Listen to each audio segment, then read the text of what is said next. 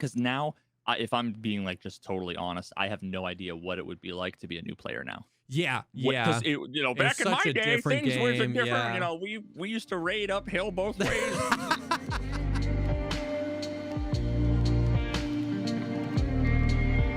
What's up, everyone? Welcome to the podcast, a show dedicated to talking about all the progress things in life, like music, content creation, and video games. I'm one of your co-hosts, Jessica Kazam. And sorry, honey, but the kid's not coming up. The kid's not coming up. I need to follow up on last week. I made a reference to the fake psychic medium who like told the parents of a missing kid that their kid was dead, and then it was found like 4 years later alive. 4 years later is insane. Her name is Sylvia Brown. And she Sorry, honey, but your kid's not coming home. Are there real ones? No, actually, that's a good point. Saying fake psychic is kind of redundant. That's a good point. Are there real ones? Yep. That's funny. So how you doing, buddy? I'm good, man. Good. Not a lot going on. Just been playing obscene amounts of Tarkov and buying a house. So just... Yeah, that's epic news. Yeah. Exciting. GG. Very excited, but just been a whirlwind with the kids and the true. YouTube and the wipe. And we're going to be moving in August, first few weeks of August. So... Oh my God, August is coming up. So Nikita, if you're listening, make the wipe the second half of August. Yeah. That would be great. There you go. I'm sure he's listening. Yeah, I'm sure. And I'm sure he will also postpone the patch for me. For sure. Yeah, that actually reminds me. Today is my 9th wedding anniversary. Oh! With the wife, yeah. Wow, happy anniversary. Yeah. Coming up on the 10 years? Yeah, the emerald, Yeah, golden, I don't know what any of the rules are. So, it's like it just makes me think of like ranks and like I don't know what any of them are, but in like Valorant, like are you platinum, dude? Are you plat 2? We're plat 2. Next We just year, got we're me and my plat 2. wife just got plat 2. Yeah, true. Oh my God, I'm gonna be like, yo, babe, congrats on the elo spike. Congrats, dude. That would be... Somebody needs to find the original whatever list and redo it with like rankings, like the boomer rankings. Yeah, yeah. No, it's like bronze ribbon. No. I'm talking elo. Bro, I have to make a sort of half an announcement, half a warning, half a cautionary tale. So, as of the second week of my recovery from my surgery, I'm now on to like pureed. Oh, foods. Yeah. And let me upgrades. Just of all the things, and trust me, I've gone through pretty much all of them in my head conceptually. Of all of the things possible that you could puree, macaroni and cheese is, to me, seems like the least gross of all of the. It's all gross, right? Yeah, I can. But like, kind you of think get about it, that. it's just like cheese, yeah, right? Yeah. It's like if I had to puree something I didn't want to puree, you kind of would think mac and cheese. Spaghetti, like I feel like that's better than spaghetti. Yeah. Well, it's I mean, I wouldn't recommend it, but I also wouldn't recommend against it. It was challenging. Oh, imagine if you picture like if you took 3 sticks of butter, and then took like a blowtorch to it. That's basically like what it looked like. Not like burnt, but just like melty, mushy. It was dude, there's something about food that like a pasta noodle. It doesn't have like a shell, right? No, yeah. But it's a different experience chewing on a pasta noodle than it is putting an already chewed pasta noodle in your mouth. Yeah, right, dude. Right? Yeah. just eating it with a spoon in that way, like you would ice cream, is Oh so. no. I was struggling. So today I kind of slightly prematurely broke the rules a little bit, and I made ramen, just like top Yeah. ramen, but I like sliced the noodles up to where they're like little Yeah. pieces. Yeah. It wasn't a liquid. It Yeah, wasn't like yeah, a yeah. paste. Wasn't A paste. emulsified, yeah. Yeah, paste is a good word. A paste. And it was honestly fine. And this was like the first normal meal I've had because Oh, so I bet that was delicious after 2 it was weeks the greatest of thing I've ever eaten in my entire life. Yeah. I will. It's the greatest thing I've ever eaten, dude. I cannot tell you how difficult it's been having this diet. I go all day long. I Bruh. have a Go-Gurt and a Jello, and I just Dude. diarrhea all day. That's my life. It's my life, dude. It's terrible. That's awful. I would hate that so much.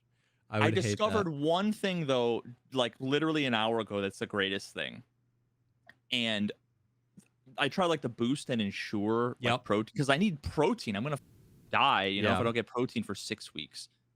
But in protein shakes, like I got used to them in college when I like actually like worked out and whatever. But like I just can't like drink the whey protein shakes like all day every day. Have you ever had the Fairlife milk? Mm-hmm. Yeah, which is like almost a protein shake in just milk form. It's got like a ton more protein and it's lactose-free milk. It lasts like 10 times longer than milk does. It tastes better. Yep. They have a protein. Yeah, I've had those. And it tastes exactly like the chocolate milk. Yep. Like the chocolate milk protein shake is identical to just There's no the weird chocolate milk. aftertaste. Yeah. So this is like, I'm so excited for this because now I'm gonna probably eat like ramen and chocolate milk for the next like 2 weeks. Until then, I can do. So like you can upgrade. Yeah. Minced meat and like finely chopped pasta. I kind of jumped the gun a little bit, but dude, that it reminds me of like, have you ever seen the like liquid thickeners? Like my mom, towards the end, she needed she needed any liquid that she drank to be thickened up. It was something with like her throat and the muscles and swallowing, and it was like, I don't remember. Interesting. It's the opposite of what I think. But it was literally, so they gave her this, it's like powder, and then even like Go travel packets, and it's flavorless, but you pour it in anything and it thickens it. So like we would like put in like Sprite. Yeah, no, you could, dude. We would take some of the travel packs and just like, if our friend, we're at a restaurant, our friend was in the bathroom, we would just stir some in his like Coke and thicken up his Coke. It's so weird because it doesn't change. Yeah, it's called like Thicket. Yeah, so and is it like a slush, like a frozen Coke? No, it exists somewhere between like Jello.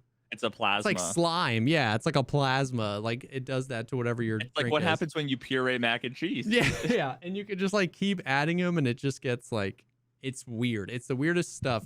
I never seen it before, but I mean they literally use it to like thicken up. So it's something about using muscles when you're swallowing. I don't know. Interesting. Dude, I have a new appreciation for my great uncle Gil, who we might have talked about the stamps. Did I ever talk about stamp collection? That whole thing that I went through like last year or whatever. Oh, he had like a stamp collection that I'll have to show you a picture one day. Imagine like, I know different parts of the country like don't have basements. Do they ever have basements? Like where well, no, there's no basements in Florida, but I've had houses with basements. Imagine just like a normal house's like basement, and imagine like one, like the width of a house wall, and then imagine floor to ceiling bookshelf, and then imagine 3-inch binders filling the whole thing with every single country in the world filled with stamps. Yeah, and I inherited everything, including a stamp collection, and it was like, holy cow, bro! The amount that I went into stamps, man, like. That's wild. It was one of the most stressful things ever too, because the man, like, you look at a stamp and the way that you would determine if it was worth 5 cents or $500 is counting the number of, like, the little, when they cut them, they had the little indentations, ridges where it's like kind of perforated or what. It would like that, and if you look at the Abe Lincoln, like the wisp of his hair had a line here versus not. That's how you determine whether or not it's a 1923 versus a 23 late edition, bro. And imagine every page has 30 stamps, and there's Yikes. Literally tens of thousands. That's in the yeah. So, but anyway, that's completely beside the point. Wow. He had multiple bouts with oral cancer, so he had a ton oh of dang. surgery. You know, I mean, Yeah. just back in the day, everybody smoked cigarettes and whatever. And for the last like 10 years of his life, he couldn't eat anything solid. So Yeah. he was on this stuff. And like I always, you know, obviously you feel bad, you know, for the guy because he like loved food. And now after a week of it, I'm like, this Thinking, man deserves a statue. yeah. Yeah, thinking of doing that for a decade. Like holy. That's, oh my God. Ugh. Yeah. Well, those were random things, and I guess a great segue is if you like us talking about random things. So we have kind of like a small announcement to make. It's like a pre-announcement, but me and V have been talking for a while now, and we talked this morning of we're considering starting a Patreon for the podcast. It's kind of come out of we have loved talking about more and more things outside of like Tarkov and gaming. And we've noticed the episodes have gotten longer and longer and longer. And you guys have been like eating it up, the amount of support that we've seen. And so, so that's just something potentially to look forward to. There's a ton of things we would love to do. Like the podcast community has kind of become its thing. Like Veritas has his community, I have my community. There's always been a lot of overlap. And now like the podcast community is growing. So like, doing like Q&As, opportunities to talk about other stuff, potentially additional episodes. We're like consolidating all of our really, really old episodes that are kind of all over the place. Like just a bunch of stuff that we want to do that is like extra ways to engage with us and the podcast and stuff like that. So yeah, maybe like early access to episodes, potentially like I said, like he said, other additional kind of content where similar to this, but maybe we're talking about anything from you know, like less Tarkov focused stuff and more about like all of the other that we talk about with a whole bunch of like community involvement. There's like so there's tons stoked. of ideas, like tons of stuff we'd love to do like long term, but we're thinking about it. We want to keep it simple and really start with just like engaging more with you guys and talking about more non-gaming related stuff, because we've kind of noticed that like where we'll go on tangents. We'll talk about Twitch and content creation. We'll talk about movies or TV shows we've seen. We'll talk about stuff going on in the world. And so so we wanted to kind of throw that off in the beginning to let you guys know that that's something that we're planning on, we're working on. And I guess thank you guys for what the community's become and how much like I just like it's still crazy. Every time somebody comes in and is like, dude, best episode of the podcast yet, or like awesome episode, I'm just like, there's still a part of my brain that's like, you listen to this? Like, it's crazy. Like, it's just two old men on a front porch yelling at the BSG devs as they ride by on their bikes. You know what I mean? And I don't know. Dude, like as consumers of content, we like, I don't know about you, but I live in two different worlds where it's like, I view content creators of the content I like, the podcasts I listen to, whatever. Yeah. In a completely different light than like I view myself. Yeah, for sure. I mean? As a content creator. Yeah. And like inevitably there are people who think about me like I think about the people I listen to. Yeah. And it's so weird. Yeah. It's so weird. And then when I reflect on like if I was ever at like Starbucks and I was behind like Griffin McElroy, like I'm like, I need to step out of my own shoes and think about how, knowing him, how would I want someone to react to me? And then I need to like adopt that to like try not to be awkward or weird or whatever. It's such a weird thing to like consider. It is. But obviously like people have been asking for more, wanting more. For sure. And we're not planning on changing anything really about like what we do, like the core show. So if it's something that you don't necessarily want more than what we got, then by all means keep on listening and everything's gonna be fine. We're not gonna take away from this to do there. We just want to do more. So otherwise, we got more coming, and obviously more ways to potentially support us For and sure. Yeah. make it a win-win. So Yep. anyway, that's that. So that's that. Be on the lookout for that. Coming in the next few weeks. Speaking of next few weeks, Tarkov land, wipe soon, wipe imminent. You know what I mean? Last week we spent like 3 hours talking about everything on a million things, and now it's just like we're just in that holding pattern. You know what I mean? It's like exactly why it's one of the reasons why they don't talk about wipe, because then it's like once the hype of the wipe announcement wears off, it's just everyone's like Everything they do in between doesn't Yeah. matter anymore. It's the Nobody gives holding a fuck. pattern. Yeah. I made a video the other day where I was like, now is the best time to start. I saw that. Because I really firmly believe that. There was a line I put in there where it was like, there's two different learning curves in Tarkov. There's like the skill, but then there's the knowledge. And you can just get such a head start on the knowledge. You know what I mean? Like, And just the experiential part of it. yeah. Hopping Getting in on a comfortable wipe with- day and not being like, what's an extract? What's a heavy bleed? You know what I mean? Like, what guns take what bullets? Stuff that's simple, not having to worry about that is pretty tremendous. So I think it's a good time for new players to start, even though they'll probably just gonna die to the Chads running around. But Well, it's either they do it now or they do it then. Yeah. When it's more long term, the costs, right? Yeah. It's like right now they can go and lose all their and just get it all in a Yeah. couple weeks, as opposed to losing all their in the first, yeah, in the first week of the wipe, and then struggling for the next few weeks to like get back on your feet when you're already like kicked Yeah. while you're down. exactly. Although I don't know, like it's hard to say. I'd have to like ask some people who recently started, because now if I'm being like just totally honest, I have no idea what it would be like to be a new player now. Yeah, Because back in such my a day, different things were game, different. yeah. We used to raid uphill both ways. So like I don't know, but it's hard for me to like. I even feel bad.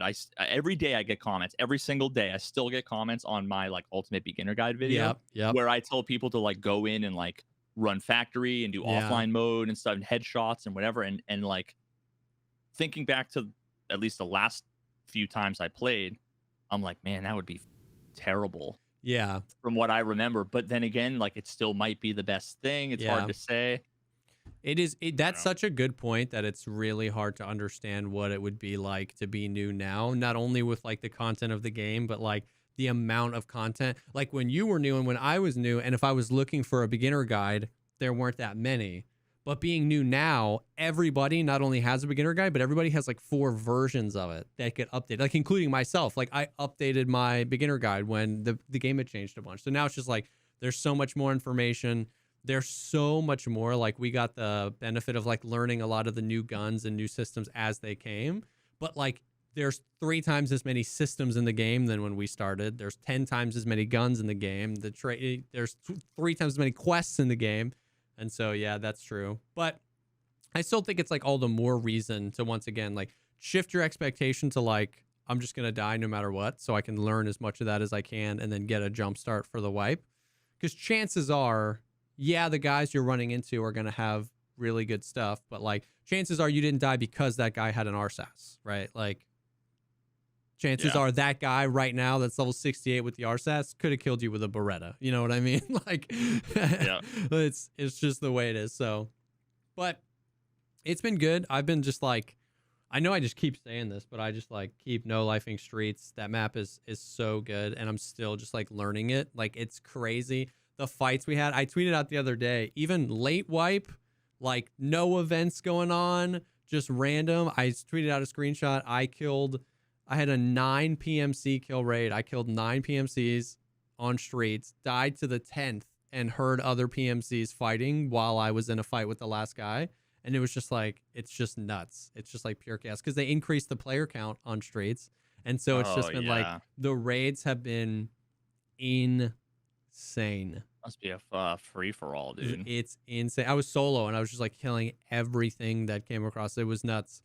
So the fights have been good. The map is just like, it's like freaking, it's like the best parts of Interchange and the best parts of Shoreline Resort.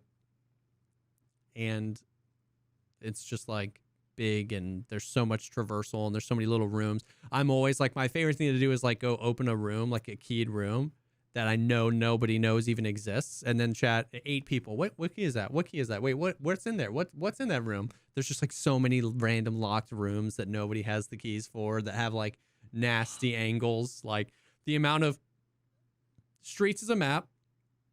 It is play yeah, play to win. It becomes so apparent when you have map knowledge on that map. Like there's such a skill ceiling for map knowledge. The amount of times, like in the past few weeks, I've one-tapped a guy and the like chat erupts because the angle, like today, I jumped on a cardboard box. So there's in Lexos, which is right in the middle, there's this big green Connex. And there's 2 entrances. On one side of the Connex, there's 2 entrances. And on the other side of the Connex, there's 2 tiny windows. And I jumped on a cardboard box, crouched down, leaned. I had a VSS, and through the window, through the entrance, into Lexos, looking up the stairs. A PMC was slow crawling up the stairs because he heard Air Wing Marine, and I just one-tapped him. It was like 8 different surfaces, and I just saw the top of his head because I heard him and I knew where he was, and I knew I could take that angle. And it's like, that's sick. It's just there's a million different places to do that where I just know I hear this a metal, I know where they are, and I know I can jump here or do this. Like the angles are insane, and they're all over the map. Like it's wild. Dude, I can't imagine being a new player. Like my gut's telling me that being a new player on Streets would be terrible. Terrible, yeah. Like so overwhelming. Mm-hmm. Yeah. It's like, it's literally like the most complex map we had was like Shoreline. Yeah. And that's nothing, and then a building that's basically symmetrical. Yeah. With 3 corridors. Yeah. You know what I mean? Like, yeah. And that was still like, oh, and 218 and then 216. Yeah, and then seriously. What floor? Like, oh, where's God. the little things that made Shoreline fun to fight? Like knowing which floor had a hole in the floor where you could drop to the floor below. Like in East Wing, it's on the 2nd floor in the middle, but on the West Wing, it's at the 3rd floor at the top. Like, you know what I mean? Like knowing that stuff meant you were good at Shoreline. There's that, but that's why I've been telling people like play Streets now. Like if you're new to Tarkov, probably try to learn Streets. If you've been playing Tarkov but you've avoided Streets, like I know a lot of people still can't play it or can't play it with a lot of frames, but like that, because the map is about to get expanded, it's only going to make that harder. You know what I mean? Like if you haven't played it, like this is the only wipe that we've had where we got a new map, and then the very next wipe, that new map got expanded, right? Like traditionally, like we had customs for years before that got an expansion. We had factory for years before that got an expansion. So normally you get a new map and then you get to learn it. You know, leaving Lighthouse, that was in for like 2 wipes. Incremental. Exactly. But Streets is already the biggest, most complicated map. And if you don't know it, like I'm going to have such an advantage running around because I'm going to get a cursory understanding of the new expansion. And I just have such a good understanding of the rest of the map. And it's like, so not, and don't feel like you have to learn every one of those little like crazy angles. Just a cursory understanding of it helps a ton, knowing how to traverse it. But it's just, I love that because I'm not very like mechanically like Valorant, you know, aim labs. That's not my skill set.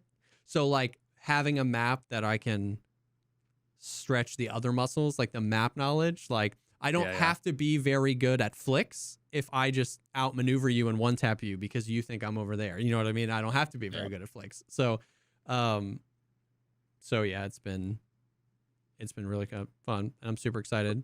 I literally just saw on Twitter, this must be the Labs event because there's insurance on Labs right now. Yes. It's working. Yes. So we got the Chronicles of Rigi last week.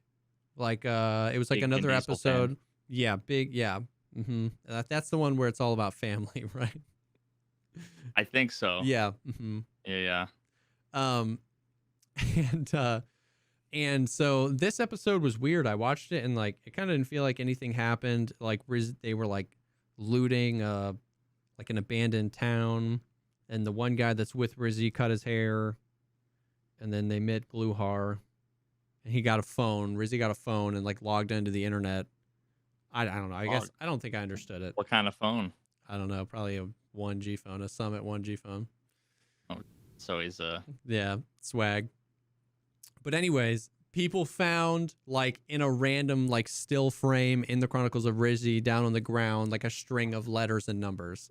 So people started going back to the ARG stuff, and you know, the Sons of Soon, Nice Guy and the Sons of Soon began and went on their adventure. And there was a bunch of and the terminal booted up, and then there was a bunch of stuff, so they were actually like figuring stuff out. And it started getting crazy with like dude, I legitimately can't keep up with it. But it ended back on like another like in real life thing. So what, there was one in Tokyo. There was like these flyers, like literal flyers, like taped to the wall. Like there was one in Tokyo, there was one in LA, I think.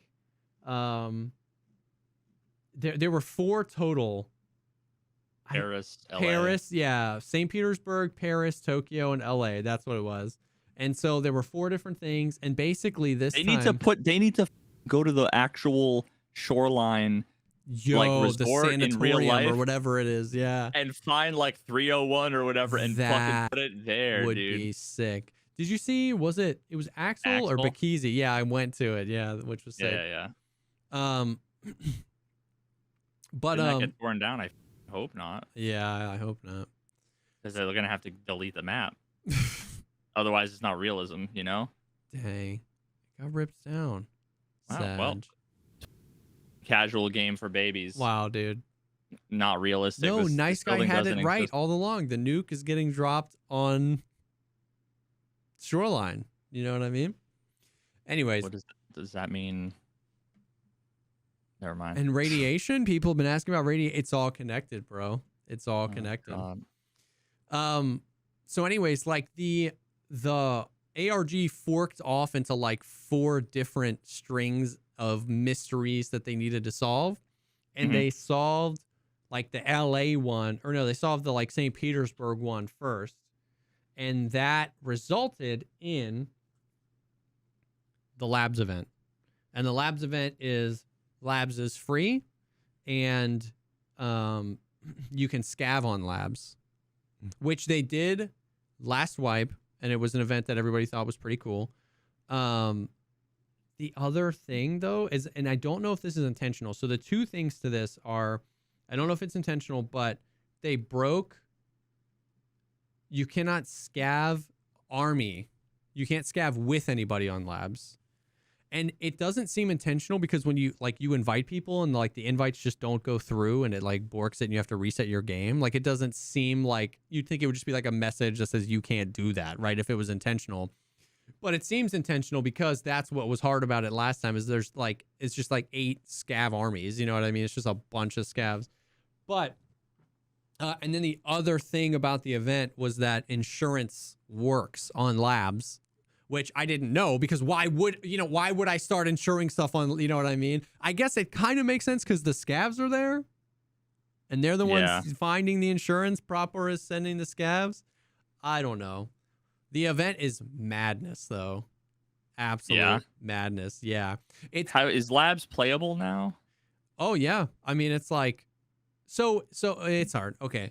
So like I played the other day, and for 4 straight hours I didn't die, and it was the most fun. It was like every once in a while you get a team of like Timmies who are like obviously playing labs to learn it. You'd run into people who are like mid-geared, who are like just trying to learn the map. You'd run into some sweaty boys, you know what I mean? And it was a really healthy mixture of all of it. It wasn't like all sweats or all Timmies. It was like some level 60s, some level 20s, some level 30s, some level 10s. And raiders and AI scavs spawn, and because they've been pushing this whole like entity count increase, right? 60 players on streets. I told you that they increased the amount of scavs on streets. People are killing 80 plus scavs in a raid. I told you I felt like they increased the amount of scavs on other maps as well. They did this event last wipe.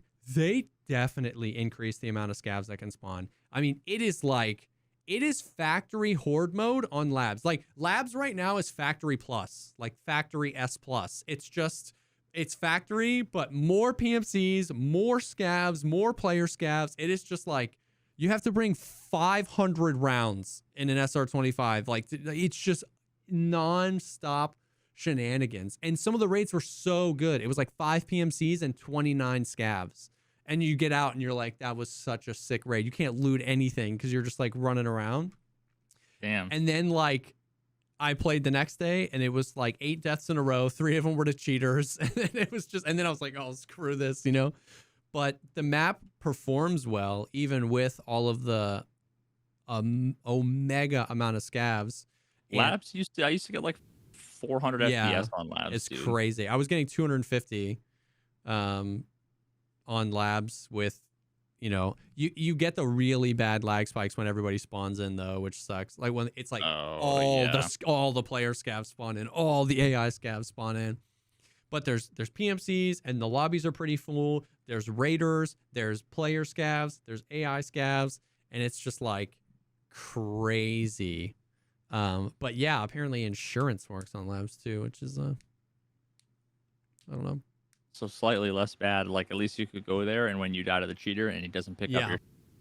But that's the thing is like it's funny because it's insurance, but there's quadruple the amount of entities. In a normal raid, there's actually it's far higher than quadruple. In a normal labs raid, there's maybe 7 other players.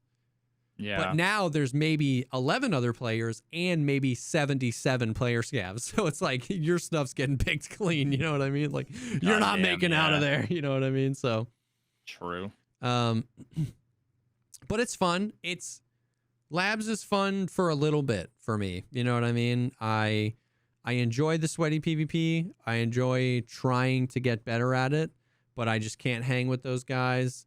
And it just, my fuse for labs is shorter. I die to a few cheaters. I die to a few just like giga sweats bouncing around. And no disrespect to them, right? Like that's whatever. It's just, I can't hang in like 5, 6, 7, 8 deaths in a row. And I just go, let's play streets. You know what I mean? It's just. It's like when you're at the gym and you're like playing basketball with your homies, right? And then all of a sudden these like 6'8" bros come in and they're like, all right, let's go shirts off. Then it's like, this isn't fun for me anymore, dog. Exactly. But it's like, I'm glad you're having fun. I'm glad you're doing the thing. You're definitely better than me, but this isn't fun for me anymore. And it's the same way. It's not even just labs. It's the same way with factory. If I'm playing factory and obviously this is going to sound super dumb, but it's just the way it is. If I'm playing factory and we're living, it's super fun because it's churn and burn raids, but like 7 deaths in a row on factory. And it's like, I want to at least be in a raid for more than 5 minutes before I die. So that's just the value of I play a bigger map like streets. You know what I mean? I might be in the raid for 20 minutes and then die. And at least I got to play the game a little bit. It's just with the smaller maps and the super concentrated PvP, the fuse for the amount of deaths is just shorter where I'm like, okay, let's go play another map. Let's change this up. So, I mean, yeah, now is the time to play streets. Now is the time to play labs. You know what I mean? Learn the maps. It's late wipe. Nobody cares. You know what I mean? The scav on scav violence is unreal. It's labs and late wipe. Oh, because people don't give a fuck Nobody about cares anymore. about karma, dude. I swear to you.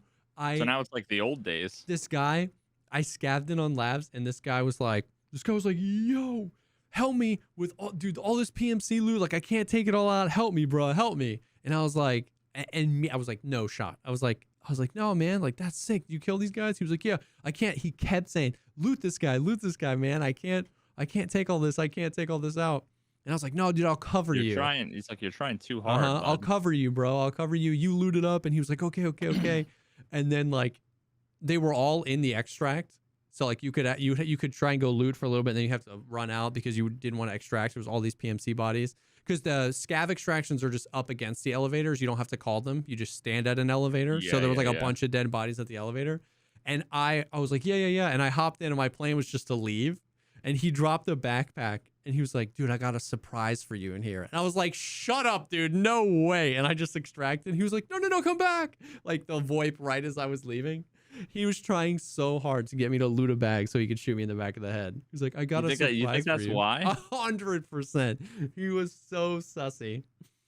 You think like, but he couldn't he just shot you? Like, Yeah. I assume you were just standing there, I right? think people just want. I think people want the clean one tap. They want the looting. I was because they're that bad that they exactly. won't be able to. I would because I didn't. I thought that that's what he was trying to do. So I wasn't standing still ever. I was like moving around. I was like around the corner talking to him, and I was like serpentining in the extract. And it's if he's afraid that if he shoots me and I shoot back, I win. He wants that clean one tap. So I don't know, but so the scav on scav violence has been pretty hilarious, but it's kind of is what it is, right? I don't really mind. But yeah, I mean, I still think that there should be that should be an actual viable option. Yeah.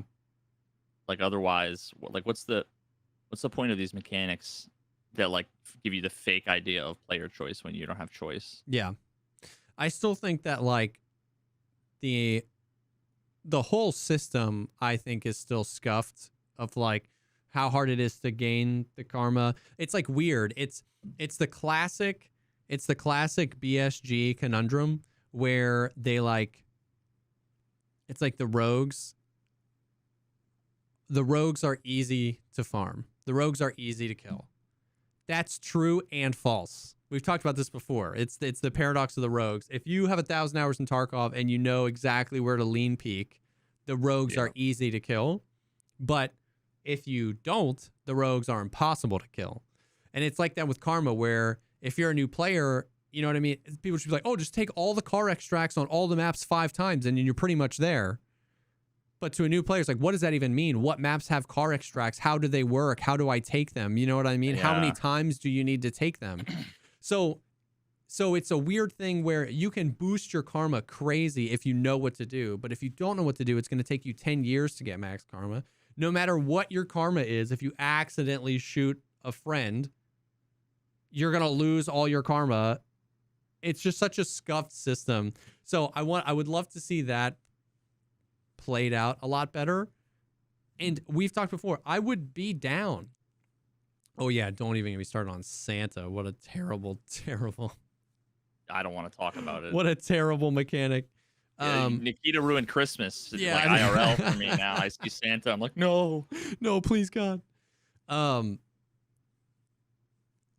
love the idea of bad scav. If you get bad enough, the old Skyrim, you get the letter from the Dark Brotherhood and you get a quest line. I love that concept, but it's just there's so many other aspects of the karma system that need work before you get there. I mean, we talked forever ago about how there should be a visual identifier. If your scav karma is negative, every time you spawn in as a scav, you should have bloody clothes. You know what I mean? So if you want to go down that road, there's risk and reward. Maybe you get a quest from a cultist and maybe that is awesome, but you risk now every player scav that runs across you knows that they can kill you for free karma. You know what I mean? I think that there needs to be, the risk and reward needs to be there on both sides. Also, it's still so scuffed. It's still just, I still can't believe that level 2 fence exists. I can't believe it. It's the most scam. It's the biggest scam BSG's ever pulled. The biggest hoodwink of all time was adding a second tier to fence and literally just putting an MP9 and an Untar armor on it and a half-used IFAK. It's just, if you take what fence has and filter it by the worst possible things, that's what tier 2 fence is. It's crazy, dude. It's crazy. So I don't know. Yeah, this Scav karma's crazy. But yeah, I mean, there's not a whole lot going on in the Tarkov world. Just kind of waiting. A lot of people have just been kind of processing what this wipe is going to look like, because last week we had just had the podcast.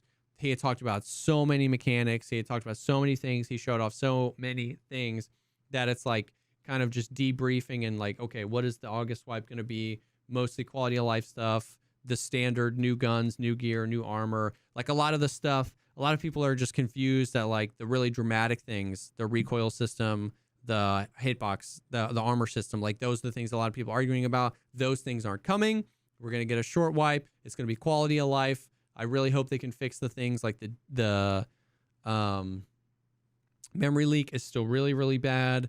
That bug where like you have the low FPS and then you shoot and then you get high FPS and then it drops back down. That's been happening a little bit less frequently, but still happening. Also, Airwing did a video where he was like reminding people to clear out their logs. And we were talking, and dude, the amount of people that didn't even know that they had like people with like 11 gigabytes of Escape from Tarkov logs, just like from like 2021 on their computer. It's like, oh my god, delete that. That might help with something. I don't know. You're at least gonna get some hard drive space. But yeah, so not a whole lot of Tarkov stuff happening really.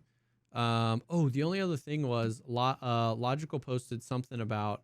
I don't think there's any sort of like I don't even know how you would test this really, but a bunch of people have been reporting like crazy hit reg or no reg issues with some ammos, like specifically 5.5A1, where like I've seen some clips of people shooting a scav in the face a few times, not just the one, or PMCs like I think Zek, he's a streamer I watch sometimes, saying that like on his end he got like a 14 hit count. And but when he was fighting another streamer, so he watched the streamer's end, and he'll like on Zek's end it says he died, but he said 14 hit count, and on the other end it was like he only got hit like 3 times, like he said and it was like what the hell? So the question I have though is, did the other guy like if the ammo was? It depends on how the ammo is bugged, right? Because it could be similar to remember when like the revolver shotgun or whatever with like certain ways of loading. Oh yeah. Shot. I don't remember exactly what it was. I talked about it in a video at one point. It might have been in the Steam audio video when I like talked about eroctic testing and how it was like wrong. Oh yeah. Yeah. That was like kind of like a network sync where the bullets were never in your gun to begin with. The question is, did the guy hear the gun shoot and it hit him a bunch and there was no damage? Right? That would mean would make me think that the bullets are bugged. Maybe they had a typo and they made the damage 0 instead of 40 or whatever. That's interesting. So yeah, it's like it could be a million different things. And then other people are reporting that SP6 for the Val does double damage, but then people are saying testing and offline raids doesn't show the same thing. I don't know. It's so hard. I mean, it's like people are trying to figure out, which is good. People are trying to figure out if there's bugs, but it's like so hard with the netcode, with the just like the stutters and the FPS issues. It's just like so hard to tell. And just like notoriously, we've known in the past that some of the after action stats haven't always been accurate. You know what I mean? So that's hard too. Sometimes you're like, look, we'll watch my clip. There's blood splatter. Well, that blood splatter is client side. So it's just, that doesn't always mean you got a hit. You know, maybe it means you thought you did, but then the server said, no, you didn't. You know, I don't know. It's super hard to test anything in the game. But that was something that people was saying that's happening. The performance of the netcode and stuff like that has still been, it's like we still get these bugs, we still get this memory leak, we still get like really big stutters and like hiccups when scavs are spawning in. But it's like, it feels like like kind of what I was saying earlier, where like the bugs got worse, but everything when you're not experiencing a bug is so much better. It's like weird. I don't know. It just, there's all these weird things happening, but it still feels better. But the weird things feel weirder when they're happening, but when they're not happening, things feel better. Audio's been super weird and scuffed. I have a ton of clips of me just like shooting my gun. Like at the end of a scav army, I'll just like shoot my gun and there's no audio of the gun shooting. So it's just complete silence and you hear all the shells hitting the ground. Ding, ding, ding, ding, ding, ding, ding. For you or for everybody else? I don't know. For me. And so I'm like, and then I extract and I'm like, what the hell? Yikes. I think I have had that happen where I was taking damage from somebody and his gun wasn't making noise. Or maybe it was a scav. I don't know if I told you about this, but there's a bug going around where like a scav will Yeah, that was the clip I posted. What was I trying to say? Oh, there's a bug where the scavs will sound like they're like 80 kilograms, even if they have nothing on them. They're like dunk, dunk, dunk, dunk, dunk. And I think they're PMCs. I've seen a bug a few times where a scav is heavy breathing after he's dead, just like forever. Like you can just like walk up to the scab and he's just like heavy breathing, laying on the ground. It's super weird. Dude, there's a bunch of weird stuff, but I don't know. Huh. It's when it feels good, it feels really good, and when it's weird, it feels really weird. I don't know. But it sounds like Tarkov. Yeah. But it's been fun. So I mean that's really it. We're just waiting. What is it? The 27th August is next week, next Tuesday. August begins, and so begins the countdown. I don't know why there's this theory. People keep coming to me and saying, is the wipe really August 1st? And I'm like, no, please tell me who's saying that. I haven't had anybody come in and say the wipe is August 1st. I don't know who's saying it, but I've had a ton of people be like, is it really happening on the 1st? And I'm like, who's speaking these things? They're lying. So I don't know. But yeah. So what? You don't know the date, right? No, yeah. He said sometime in August. I feel like that means it's safe. So the other theory is if you go to the Thursday. Yeah. It's the Thursday in August. It's the Thursday in August. If you go to the Tarkov leaderboard thing, the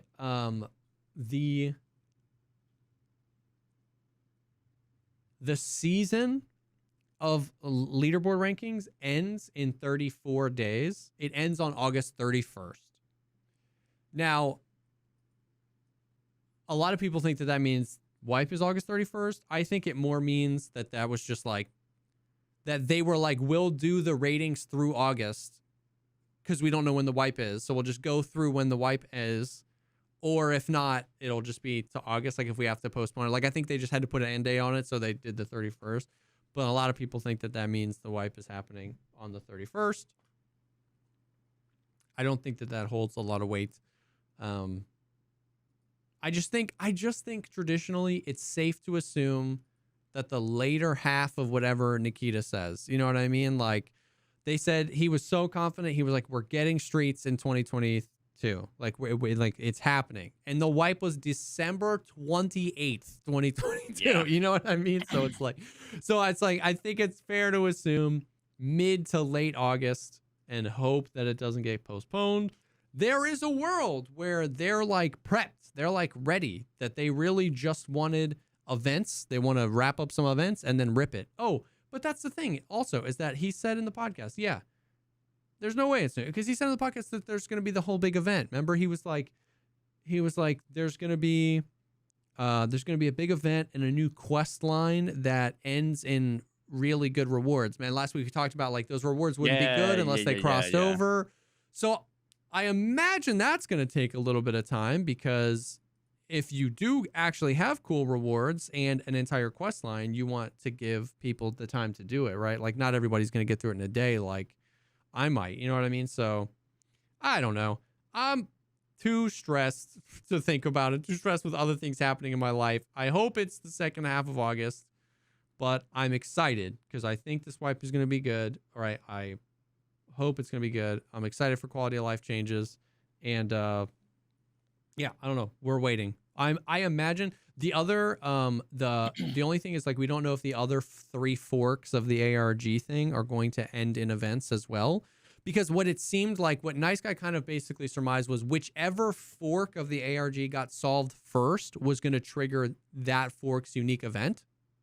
And the St. Petersburg one got down to like labs is free. But he tweeted something about like they finished the LA one. Another branch was finished and it talks about an event where all bosses would be on streets. But we didn't finish that one first. So like we don't know if they're going to then activate those other events or if it was literally just here's 4 possibilities and whichever the first one. Please, God, give me an event on streets. It doesn't have to be an event that's only on streets, but not a single one of the events that they've done in these past 2 months have included streets, which is weird because it's like the map. You know what I mean? Yeah. They did the event where the bosses rotated maps. They rotated between 4 different maps. Streets wasn't included. And everyone's like, well, not everybody can play Streets. But that's what I'm saying. It's like, include it, and it's only on there for 3 hours a day. You know what I mean? Like, so it's weird. So I was excited that I saw something about a Streets event, but we didn't get that one first. So we're just waiting.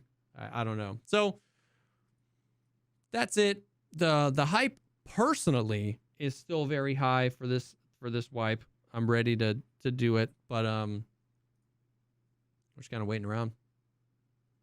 Just power leveling Streets. Patience is a virtue. It is. What's going on in the Diablo world? Last week you mentioned, because it was the season 1 started, right? We still haven't talked about that. Like a week and a half ago, and we still haven't talked about that. How's that been going? I mean, honestly, I've been really enjoying it. It's been one of those things where it's like okay, so right before the season started, they had a big update that was basically like the patch that was all of the changes, like balancing and everything, was like a week before the actual season. Okay. Like the seasonal content, which is where like you create new characters and there's like literally a new quest line, entirely new mechanics added to the game. Cool. And people were butthurt. Wait, the internet really upset? Yeah. So one of the reasons why everybody was upset was so far there's a million different stats that you can have on your gear, right? Mm-hmm. One of those stats is vulnerable damage. There's like critical damage, which is like, you know how when you crit, it's usually like a multiplier, right? Yeah. Like that's, you always, like fragmentation, you always want to crit. Yeah. Well, all of the other stats, there could be like damage to close enemies or damage to poisoned enemies or whatever. All of those are, the percentages are additive. Okay. So there's that bucket. And then there's multiplicative damage, which is basically like critical and vulnerable for all intents and purposes. I'm simplifying it. Gotcha.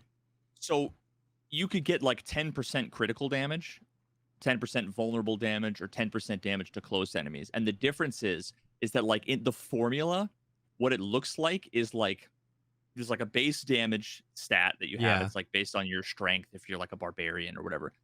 Then like effectively it's like times the crit multiplier of all like everything critical, everything times everything vulnerable, and then times open parenthesis all of the additive damage added together. So like 0.1 plus 0.1 plus 0.1 plus 0.1. Oh. So what ends up happening is like if you have, it's super hard to like conceptualize unless you have like paint or whatever, but effectively 10% of vulnerable damage is like 100 times better than 10% of the 1,000 other things. Gotcha. Yeah. And you only get 4 stats on your gear. Yeah. So it's like everybody wants like critical strike chance, critical strike damage, vulnerable damage, and then like strength or dexterity, whatever like your main stat. Like, that's it. And what it led to is basically you can have 8 million different stats, and 4 are the ones that you want. Yep. And all of the classes except 2 of them had ways to. Remember how I said vulnerable damage was one of those things? You need to make the enemies vulnerable. Okay. And like 4 of the 6 classes or however many there are have the ability to make them vulnerable all the time, always with the click of a button. And the other 2, like it's like once every 10 seconds or whatever. So, and then like vulnerable is just massive. So if you didn't have it, you couldn't find it, you were just wicked underpowered. Yeah. And then also it being in the game like reduced the like, it's kind of like the illusion of choice. It was like, imagine you have one bullet that's like a bunch of pen and a bunch of damage and then a bunch of flesh rounds. like which are you going to take when everybody has a bunch of Yep. armor? The new players are going to be like, look at all these options. Maybe I'll choose this. And they're like reading the description about like, this is a tracer round. And they think that it's like relevant. It's all irrelevant. It's all Yep. bait. It's all, like, do I want PST or PB 9x18 or do I want RLT or L? It's like, no, it's all trash. You don't even want, Yep. So yeah, like someone said, every build was kind of homogenized. And I was actually working on a video that was like the illusion of choice in Diablo. Oh. Now what they did was, they balanced a few classes. They nerfed a few things, which obviously people weren't excited about, but they reduced the ranges like significantly of all of the vulnerable and crit. Oh, okay. So now what that did is it was like, if you had like 2 chunks of your power, it was like everything else and then vulnerable and crit. And then they just made these worse. So you're playing a game that's a power fantasy where your goal is to like, you want to click a button and you want to make 90 people explode in front of you, insta die over and over. You know what I mean? Like that's what you want to do. 10 million pop up. You know what I mean? And what they did is they basically nerfed those things, and then also nerfed a few of the characters. And then some of them were just bugs. Like at one point, one character or one class was doing. I saw a clip where it was like 10 to the 32 power damage, which like crashed the game. It's like there's just not enough bits and bytes in the computer to show a number that big. Where like normally like a lot of damage is like 5 million, like 50 million is like you're the godliest character. Once you start doing what you need exponents, then something's wrong. That's insane. That's like a bug. And one of the characters that I played like within the preseason, it was super enjoyable, but it had an interaction that was bugged. It wasn't super broken, but it was doing way more damage than it should have. Yeah. But it was like the power fantasy level of damage. And then they fixed the bug, and then now it's just mediocre. It's like, so people were really butthurt. And I was making a video that was working on the illusion of choice, basically saying, we don't have choice in the stats. You're pigeonholed, and so it's uninteresting for veterans. It's all bait for the new people because, like, even Boopus McGoopus. We've made music together. He's member of a ton of communities around here. We go way back. He played Elden Ring and beat Elden Ring with a level 1 character. Like he's like a Chad gamer. He's not a filthy casual. You know what I mean? And he was like, bro, I'm really having struggle. I'm having a struggle. I'm struggling at like level 30. I feel like, going from like 20 to 30 was like a real slog, and I'm not doing a lot of damage and whatever. Now, when I looked at I had old clips of when this season for the beginning, when I was like level 16. Okay. And my attacks were like proccing like hit for like 5 to 10,000 damage. Okay.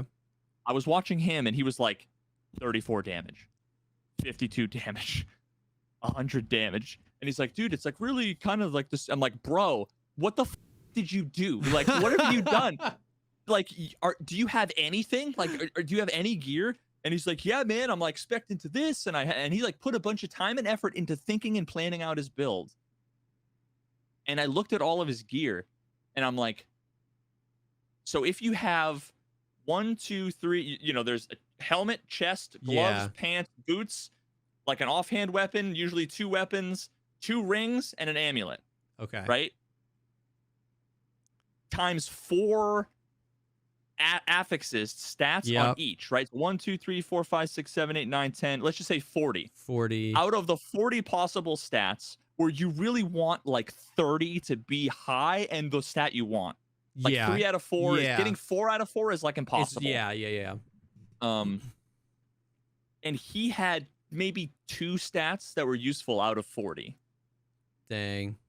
But he had a whole bunch of like extra damage while berserking and damage to crowd control enemies and a whole bunch of things that he's like, I have skills that make me berserk and I have like skills that make enemies bleed. And it's like, but the problem is that if you make enemies bleed 10% of the time and you've got 10% of bleeding damage, you're doing 10 more damage out of 100 damage attack 10% of the time. And then the other Yeah. 90 you're doing no damage. And even then, so it's like it's just a giant bait. And Interesting. so once I'm like, okay, forget about everything. Forget about your whole build and your synergies. Forget that you're berserking and you got bleed and all that stuff. Forget about all of that. Just vulnerable, crit, and like strength. Yep. And that's all. And he's like, oh, okay. And then all of a sudden, like his build suddenly became better. Yep. But it's like, now again, I was making this video where I was gonna say like this is a problem, and then how their patch kind of made it worse. And in the middle, I had like an epiphany, and I went back and watched, because a week after they did like a campfire chat with the devs where they had like 3 or 4 devs, and they talk about, and honestly, it was like the Tarkov dev casts, except 100 times better, because everybody there's like a community manager guy who's like, he's, whatever, nice, knowledgeable, but there's like the literal like lead game designer, the associate game, like it's a game director, the associate game director, and those guys actually understand game design. And what the campfire chat was basically saying was, listen, we brought the power level of everything down, and we understand that that's not fun. We promise we're never going to do that again. It was a one-time thing that we had to do for whatever reasons. We're going forward. Our main priority is you having fun. We know that you want to feel godly. The whole point of these games is like, we're challenging you to break it. Yeah. Not doing quintillions of damage and you crash the game, but like the whole point is finding these crazy interactions where if it's it ultimately comes down to, you want to multiply as many numbers as you can to make the biggest number on 100%, screen. Yeah. So, Interesting. And a lot of people were like, oh, they're just caving to blah, blah, blah, or they're trying to do damage control. And honestly, like, I kept having an epiphany going back and watching, and I realized like what they're doing is not only genius, but everything that they said along with it is so like thoughtful from a developer standpoint that like it's so refreshing, because they said like, our commitment, the one goal is that you guys have fun. So that's going forward what we're going to be doing. Like, first and foremost, if there's ever any issues where there are things that are like mega overpowered, if they're not game breaking bugs, we're not going to rush to fix them. We're going to try to make interesting alternatives to those things. Yeah. So rather than take away your toy, and they even said this, so like, rather than take away your toys, we're just going to give you more toys. Yep. So that, you don't feel like, if I want to play Barbarian, I got to play, Whirlwind Barbarian. Otherwise, everything else is just like way underpowered. So why would I even bother? It's like, make all these different builds interesting. And one of the most significant things is that I realized that by bringing down how important vulnerable damage is, they're not trying to make everyone weaker. What they're doing is bringing everything in line so that now getting a 30 or 40% buff to damage to close enemies is potentially just as much as vulnerable. Again, I'm simplifying. Yeah. But so what they did was, it was almost, oh my God, I just thought of this now. It was almost like, how in music you compress the audio and then you boost it up so that you have like super loud but heavy hitting, whatever. That you get like the most bass and the most punch as you compress, and then you raise the volume so that everything is like loud. There's not these crazy peaks.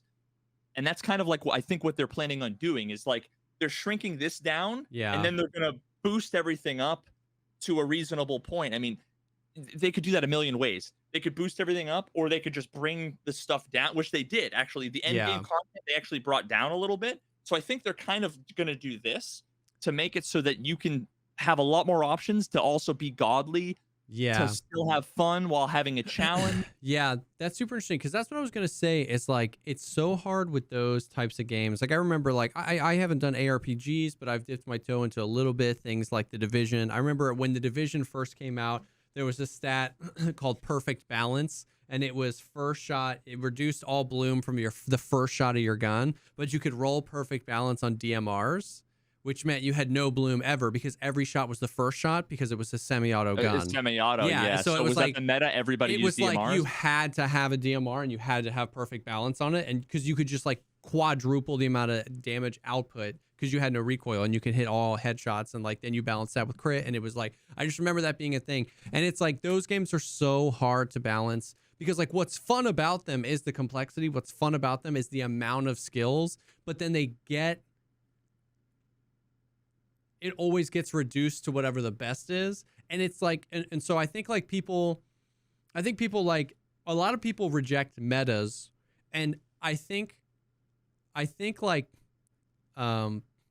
there will always be a meta in a complex game like this. I feel like what nobody's done, like what Tarkov hasn't done very well, what not many RPGs have done, is just making everything else not that much worse than the meta. You know what I mean? Yeah. Normally, when there's game-breaking stuff, it's because the meta is 8 times better than anything else. You know what I mean? But you do have, if the meta is 6% better than everything else, well, then you can have variety. And if you don't get the perfect god roll, that's okay. You still feel powerful, but there's still something to chase. And the people who don't know the meta aren't at a major disadvantage. Yeah, they naturally rise to 80% of what meta is anyway. And so that's what I was thinking earlier when you were talking about how there's however many different aspects, but it all just boiled down to you really wanted 4. It's so hard to do that. But so basically what you're saying is what they're trying to do was they're trying to like eventually buff everything, but because this one thing was so bad, by bringing that down, you're aligning it instead of buffing the entire game up. If it's such a narrow thing that's causing this multiplicative insanity, just by bringing this one down, and everyone's mad because the entire game had basically anchored their builds off of this one little sliver. Interesting. Yeah, so the way I look at it is like they just ripped the Band-Aid off. Yeah. Like a lot of people look and they say, you guys are dog game designers, blah, blah, blah. You ruin the game. You don't know how to balance everything. And it's like, nobody is ever good. You think they're going to balance the game before it basically the first season ever comes out? They're going to get the balance perfectly right. Like, give me a fucking break. Yeah. It's just never going to happen. In a game like this, especially. Yeah. So I think within the first like few months of the game being out and them seeing, you really get an idea for like how are people playing the game. Yes. Which it's hard to when you've been looking at something for years, you get so like focused that you don't see it the same way that other people do. You don't see interactions. You won't see, potential metas. You won't necessarily have the same ideas unless you employ like 100, of like the best ARPG players to like beta test stuff and then to give you feedback and whatever. But like, at some point, you just got to say, for the most part, we know what we're doing. We're going to put stuff out and we're going to iterate. So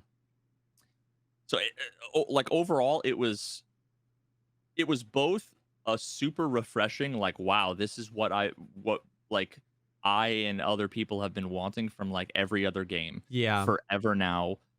There's always like, you got to nerf this, you got to nerf this, you got to buff this. And it's like, they almost always just like end up nerfing the good things. And I really think they're doing well. And like, it's so depressing how like the Diablo YouTuber meta is put out one video a day that's reacting to like some drama opinion hot take video, which was almost always Diablo dead, Diablo worst game ever, Diablo broken, the developers don't know, whatever. And like, bro, the Metacritic score is 2.2 out of 10. This is one of the best games I've played ever. For the whole game? For the whole game. Because people are butthurt loser morons. That's insane. Who just get mad that they hear in the patch notes that they're going to buff a thing and they all rage without understanding how temporary and minor and good the changes are. Yeah. I genuinely feel bad, like that's crazy. And it's good though that the devs are like at no point have they done but we did this, or they don't try to defend anything. Yeah. They don't try to justify anything. They say, hey, listen, we're learning, we're listening to you guys, and these are the changes that we're going to make. And it's like everything that they've said is like direct feedback. There's been a ton of quality of life improvements. Oh, okay. Like before, when you'd want to run these dungeons over and over and over and over again, you used to have to, you'd like use this item that would like unlock the dungeon. And then you would have to go to like the nearest waypoint on the map and then like ride your horse to the thing. Okay. Which would take like 30 seconds or a minute every time. And when the dungeon itself is 3 minutes, it's like really toxic to ride a broken ass glitchy horse through the overworld. It's like, it's so annoying. So then they just made it so that like you click on the dungeon icon and it just like teleports you to the entrance. Like it's something so simple that we've been asking for things like that in Tarkov forever. Like, can you just make us do this one thing? And it's like, yeah, planned. And then 3 years later, it's not. And they just, in the first patch, they just did it. Yeah. People were complaining about some of the XP. They like went and buffed the XP. So like now it's actually like way faster to get to like a level 100. Like with Diablo 2, it would take you like hundreds, if not maybe 1,000 hours to like get a character to level 100. Now it would probably take you like a couple of weeks. Really? Yeah, so they're making it a little bit more accessible while also adding a bunch of stuff in there that I think is like underappreciated for like end game stuff that people just don't realize. Yeah. Don't realize what's out there. And actually the best irony too is one of the things they added, like the boss for the campaign, the new like seasonal campaign. Okay. You can go and fight this boss in like a different kind of dungeon. Before, like endgame was like you do nightmare dungeons and that's it. This is like a different kind of dungeon where the seasonal specific items drop. They're like these like hearts that like you can socket into items that have like broken, busted mechanics that are, I think, actually kind of interesting. But you can go and basically fight kind of this more challenging end game content. It's not like, remember how I don't even know, did I ever talk about how I fought Uber Lilith, the like end game? Yes. Yeah. And it took me like 500 attempts or whatever. This is like a much easier version of that, but much harder than, well, not much harder, decently harder than every other boss. Yeah. But the thing is, every time you kill him, a lot of people don't know, he drops 2 items guaranteed that are like the highest item power, like 800 item power. Like the highest is like 840. If you find like 780 or higher, you're like super stoked. And remember I did a video where it was like, you don't know Diablo items, and it was talking about sacred versus ancestral and how like sacred isn't dog. Well, before, sacred items would really only go up to like 730, and now both of the items he drops are 800 item power sacred items, which like shouldn't be a thing. But the fact that it's sacred is, again, like irrelevant. It's funny, but now it's like such my a video stamp of approval on your video. Know, that's crazy.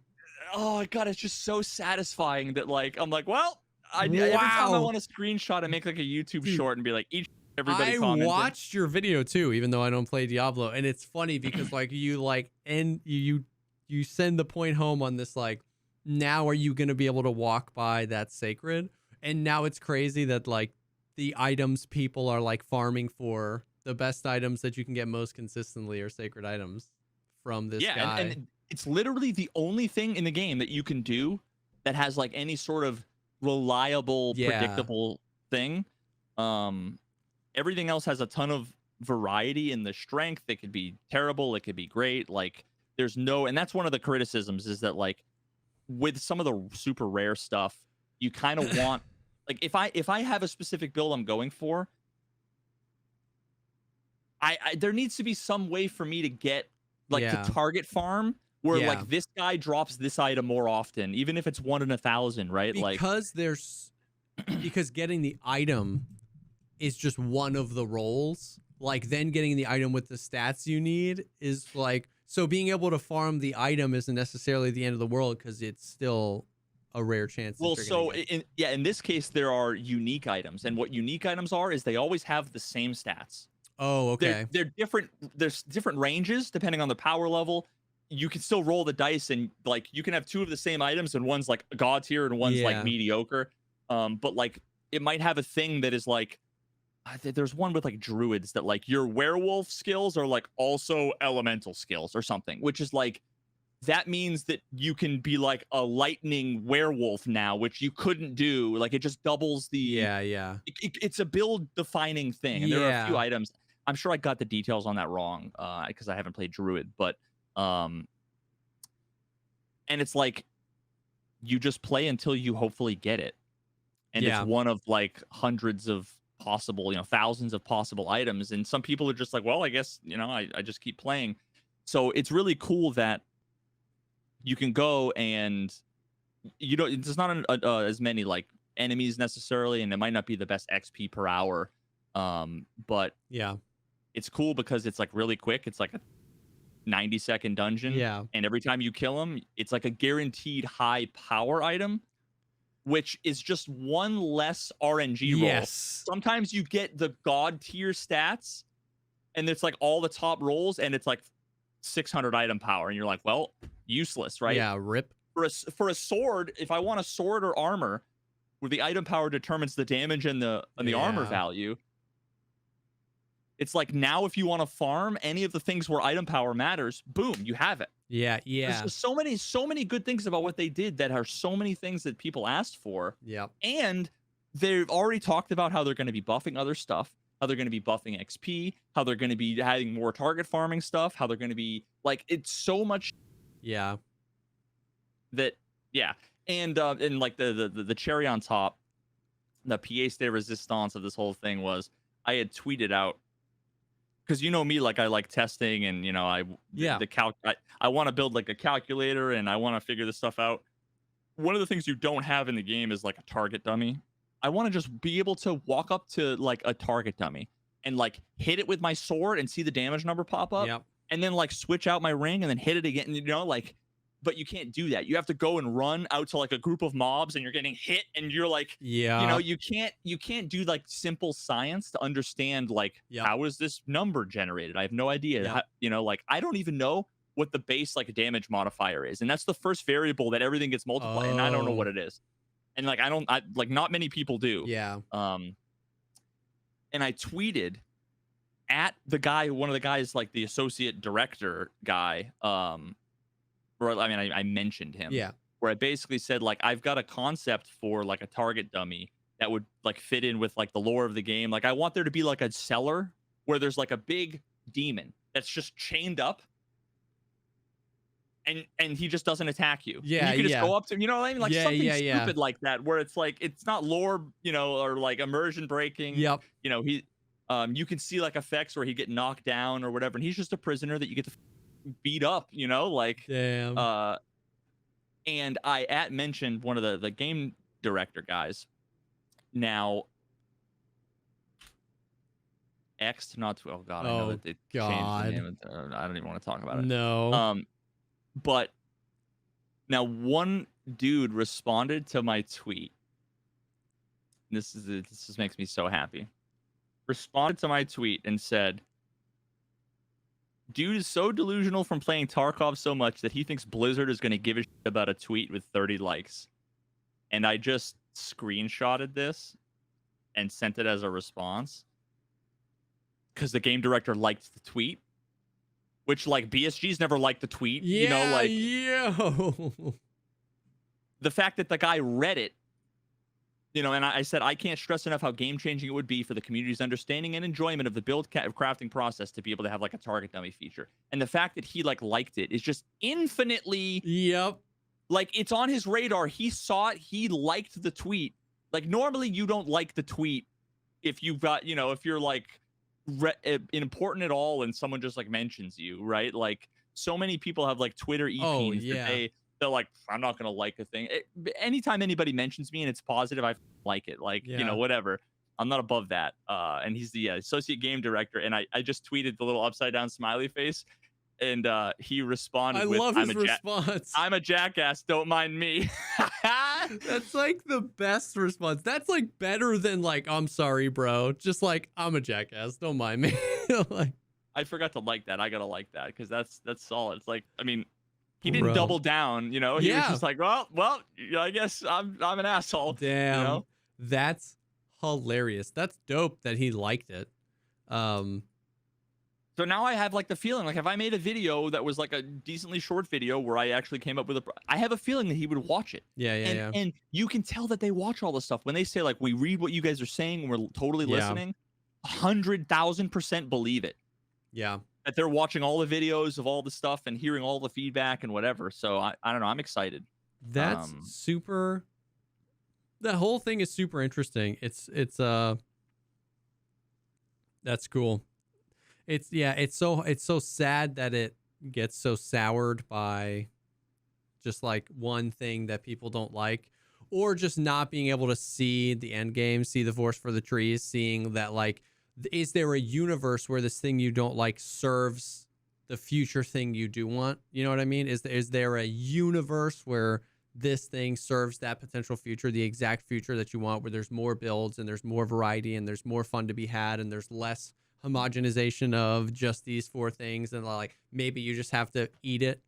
And it's hard because like it's just like, yeah, man, we're not the attention economy of the internet, and just like the lack of accountability that the internet gives. Because so let's say delete the internet, like the Diablo 2, Diablo 1, when these games came out, and if they made these passes, it's just like, you might hate it.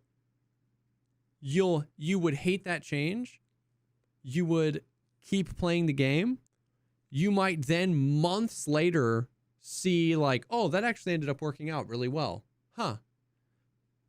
And that's like your train of thought, right? Like because it was just yourself, because it was always your inner monologue, there was never a need to be like, to reflect and be like, I was wrong. This was good. It's just a running inner monologue. You're like, oh, this is dumb. And then a month later, you're like, I wish they would change that. And then a month later, you're like, oh, dude, this is super fun. And it's like, you're like, oh, sick. It's never like good on them. Exactly. It's never... But it's okay because it's just you. But now it's all an externalized, vocalized thing. And there's never any accountability on that. You know what I mean? It was like the thing I always find funny is 24 hours before Streets of Tarkov came out, people were telling me like, you're such an idiot for thinking we're getting Streets soon. It's not going to be for another 2 years at minimum. And those people just disappear into the ether, being dead wrong. You know what I mean? So we vocalize and externalize the front end, the sharp opinion of everything, and never reflect, because by the time like that opinion, you know, given enough time for that original opinion to be proven wrong, there's just something new to be angry about. You're never actually like reflecting on, oh, well, this thing I hated actually ended up being a good thing. We're just on to something else sucks.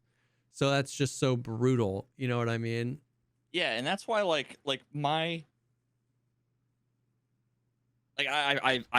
think like me and you and a lot of other people, although we're in the minority, just like see things differently on the internet.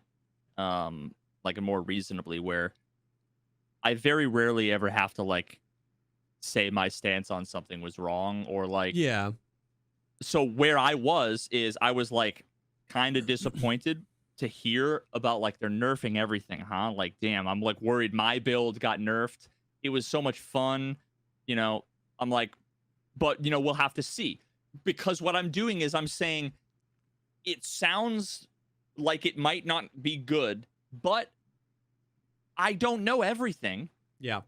They know more about their game than I do, surprisingly enough. I'll have to give them the benefit of the doubt that they have some idea or some vision of this, and I guess we'll see. Yeah. I'm optimistic. And so far, you know, the Diablo devs haven't made that like a copium ridiculous. Yeah. You're grasping, you know, because like it's hard to do that with Tarkov with a straight face. Yes. Because they've just let us down so many times. Yeah. You know, if someone makes a couple mistakes and they say I'm sorry and they make it up to you, and they say I'm sorry and they make it up to you, you know, to a reasonable degree, at least if it's early, right? It's like, Yeah. cool, like we can move on, and you know, this Sure. might be a great relationship going forward. If you know, dad doesn't show up to your ball game every week for a month, and then he's like, oh, don't worry, I'm gonna come to your ball game. You're like, eat pops, I know you're not coming to my ball game. You know what I mean? Like, you're dead to me. Yeah. Mom's boyfriend's my new dad. You know, like. No, for sure. And it's like, yeah, I don't know, because people just don't even, like, I was trying to think. So yeah, you were saying that you are just okay to like give the benefit of the doubt and like consider it, and it's just crazy. It reminded me of the Having a tentative opinion. Yeah. Yes, that's exactly. That's what I was trying to figure out. Yeah, having a tentative opinion, being like when you were like, you said that you read these and originally you were like, oh, like you shared that sentiment of like, oh, why are they nerfing all this? Why would they do that? But because you didn't close that door and be like, they suck, this sucks. Now you can say what you don't feel like you have to be like, go back on your stance. You don't feel like you have to be like, I was so wrong, guys. This is going to be good. It made me think of I don't remember what happened. Do you remember the day Tarkov changed something that had to do with strength and inertia? And I was live and like I got feedback from the community manager that it wasn't what we thought it was. And I tweeted and I just got torn apart all day long because Logical said this and Landmark said that and friggin' Nice Guy said this. And I was like, I don't know, man. I was just giving, and I was like, I hated that. I hated that day. And it's so funny because I can't remember what the change was. That's how cheap, like we make such strong and such like deeply rooted opinions about such. And that was like one of your most stressful streams ever. It was one of my most stressful streams ever.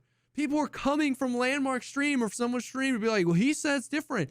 And it was like, it was just a wrapping paper flowing away in the wind. It was a nothing burger that people got so butthurt about. Nobody talks about that anymore. Like nobody's ever since that day been like, that change they made on that day, I can't play Tarkov since. I bet nobody would remember. They expected you. They said, bro, what's your unreasonable knee-jerk opinion? Unwavering opinion on this. This is how I deal with everything. I come up with unreasonable, and actually what they do is they probably latch on to someone's unreasonable knee-jerk opinion, and it was either going to be yours or Landmark's or Rengar's or whatever, or Airwings or someone. So that's what they wanted from you, and when you know, and that's the circle. That's the closed loop, the closed feedback loop of the internet. Is the 99% of people don't want to take the time to formulate an opinion. They just want to attach themselves to the opinion of someone they like.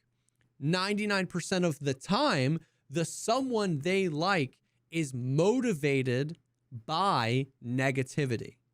Engagement. They're motivated. Yes, they're motivated by money and including myself, by the way, money and views and attention and growth. Engagement. And those things, so that's the circle, is millions and millions of people say, I would just want to be a part. And that's a good point. I want to be a part of a group. I want to be in the know. I want to have the right opinion.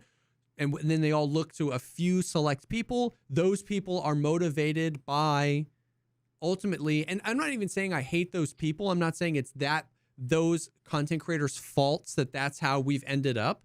But I just like, do you see the circle that happens where then X person makes a video, they formulate an opinion, they want that opinion to be as negative as possible because then they can title the video this way and they can thumbnail the video this way and they can get millions of views, which puts money in their pockets. That negative opinion is then absorbed by a million people and then attacked. You know what I mean? And that's why it's funny because it's like people almost get frustrated with me when I don't want to make an opinion on something where I'm like, I don't know, man, we'll just wait and see. And it's like, pick a side. That's like, no, that's not how this works, bro. Dude, and I was like, you know, there have been times where I'm like, you know, kind of crack a little bit and I'm like, okay, Like, let me play the game a little bit, but in a way that I think is going to be good. Let me do a react video where I can provide balance and reason to the, like, because I think a lot of people watch one of those criticism videos, and if I explain, the whole, like, they're trying to bring this down to bring everything up because it's going to be better than bringing this up later, and then everything is broken and not fun, and then they have to do it late. It's like, that might actually, give perspective to some people. But then at the same time, I think about the way that I feel about, like, Diablo. Like, I used to watch Diablo stuff a ton. Yeah. Because I love to hear, like, Asmongold, whatever. And now even, like, every Asmongold video is, like, him reacting to, like, some Diablo drama. And it's like, it kind of became a little unfun. Yeah. Because it's like, I'm enjoying the game. I hate all this, like, just the negativity, whatever. And if it was, like, reasonable negativity, I could at least be like, I'm enjoying the game, but it's valid criticisms. A lot of these criticisms are not valid. But the oh my God. And this is perfect because I just refreshed my subscription feed. And what I see is why I quit Diablo 4 from Asmongold, the Diablo 4 downgraded conspiracy. It's like there's 3 negative Diablo videos on my feed. And so now I don't have to watch them. I don't have to know anything about it. I just know Diablo's on fire. Yep. You can because just everybody's post. So it's like, now I don't want to, if I do Veritas reacts to Diablo is on fire video. Yeah. I'm going to have to, like, put in the thumbnail. I have to actively work against the clickbaitiness of the video that would make it succeed by being like, actually good though. But I can't do that because I need you to wonder if I agree or not. Yeah. It's a crazy. And then, what's sprinkled on top of that closed feedback loop of, like, the human psyche wants to be a part of a group, so they want to attach to an opinion. The people who have the opinions that people want are the ones that are motivated most by negativity. Ultimately, they're not directly motivated by negativity. And then sprinkled on top of all that is this, like, generational subconscious desire to just, like, F the machine and F big corporations. So any opinion in defense of a change is like, you're a shill. Like, you're just like, and it's cool. It's cool to, like, rage against the machine and just say that big game companies suck. And I'm not even saying that that's wholly unjustified, but I'm saying it's been taken to an extreme where, like, I see that all the time in Tarkov. I'm like, oh my God, finally they're taking away the sharpness, the painkiller effect. Sick. We've been asked if it took them 3 years, could have done it in a day. They suck. Like, it's like, I'm not saying, like, why does this have to get so weird? I'm excited that they're making a change. That doesn't mean I'm wholly in defense of everybody's personal everything. And it doesn't mean they could have done it 6 years ago and when we were begging them to. They haven't. All I'm saying is that I'm happy they're doing it now. You know what I mean? So everybody just goes to this, like, you have to disagree because they're the game company. And if you agree with them, then you're a shill. And if you disagree with them, you're cool. Like me and, like, Asmongold, we're cool. And it's just so weird. I wonder if they actually, I mean, I know that they don't, but you think, like, they did a thing that they should have done years ago. Grumble, grumble, grumble. Yeah. And then, and so there's a difference between, so I'll be like, well, it's about time, but I won't write that in a response on Twitter. I'll think it, I'll say it out loud, whatever, but I won't say it to them. To them, I'd say, great work. Thank you. Yeah. Because otherwise, you're like the dog, what you said, sit to the dog, and the dog sit, and you have the treat, and then you're like, no, bad dog. That, like, if you want them to keep doing the good things, then praise them when they do the good things. Like, when you turn around, you give them the treat, and you walk away, you can grumble about the fact that they shit on your floor, right? But, like, oh my God, it's, dude, it's so weird. It's so weird, and it's we're bro. I'm telling you, mark my words, this is going to be a clip in 20, 30 years when like our generation is running for president. We're all so dude. Yeah. Because it's going to be content creator-esque people who are going to be running for president with the YouTube chatters who are going to be the voters at the rallies. It's dystopian. Someone needs to make a like this needs to be a Netflix series. Yeah. Where it's like fast forward where this like a presidential like whole race is like YouTube drama. Like Biden reacts to Trump tweet, you know, like can you imagine? Actually, that would be hilarious in like a ironic meta kind of way. Yeah. Yeah. Bro. Honestly though, you know what? Again, I know politics isn't everybody's thing, but oh my god, why am I completely forgetting his name? You ever just have one of those moments? Yeah. Hit me with a hint. The presidential candidate. Oh, the Kennedy guy? No. The my god, why am I hate this dude. I voted for this guy too. Bernie Sanders. Holy Bernie Sanders. I don't know why I want to say Barry. I'm like Barry Manilow.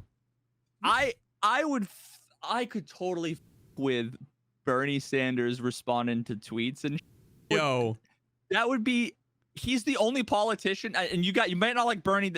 Listen, this isn't about politics. No, it's just like that would be fucking hilarious. Content. Yes, I want all of them reading he's tweets. The hippest old man. He's the only like hip old man there is. Yeah. That would be S tier content. Yeah, man. I mean, you're not wrong. You're not wrong. It's scary. But then, I was gonna make this point earlier. It's kind of cheap though. All the negativity, like, I don't know, does it lead anywhere? What are I don't have the numbers. I don't know how to get the numbers. No. What's the player count? The daily player count of Diablo, and what was it 5 days before the season?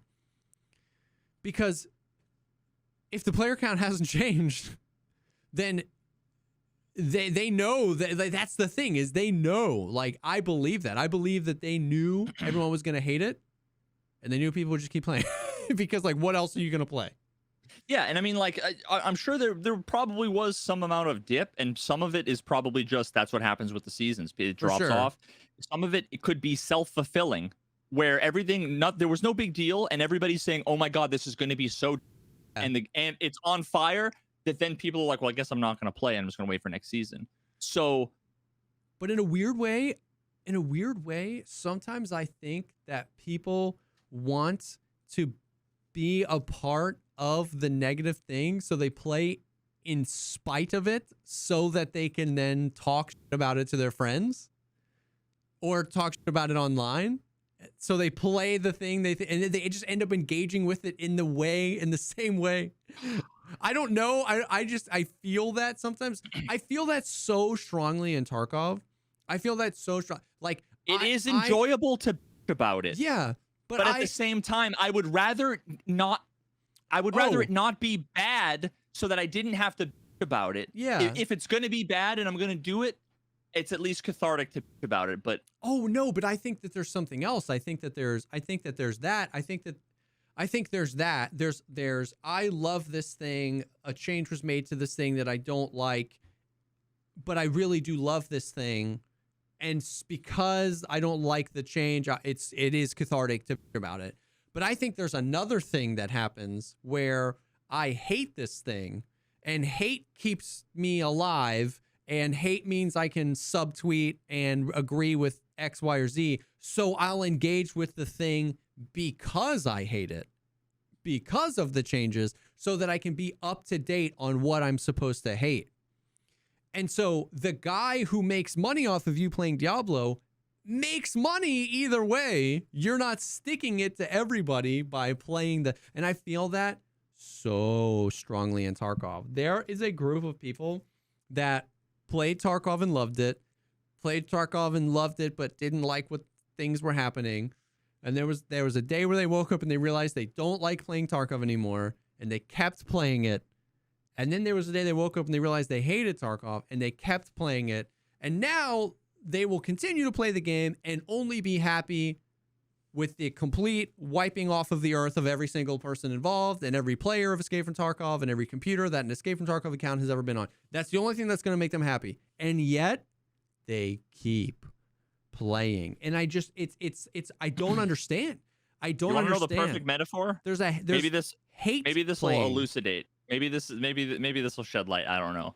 But the way I see it, picture, the young couple that are always fighting, whatever they're I'm picturing like the boyfriend who is, always complaining about his girl, or he thinks he's cheating on her, or like whatever it is, right? Yeah. But they actually love each other, and they just, it's a struggle. There's challenges, and they're working through it, and they really love each other, and hopefully someday everything will be fine.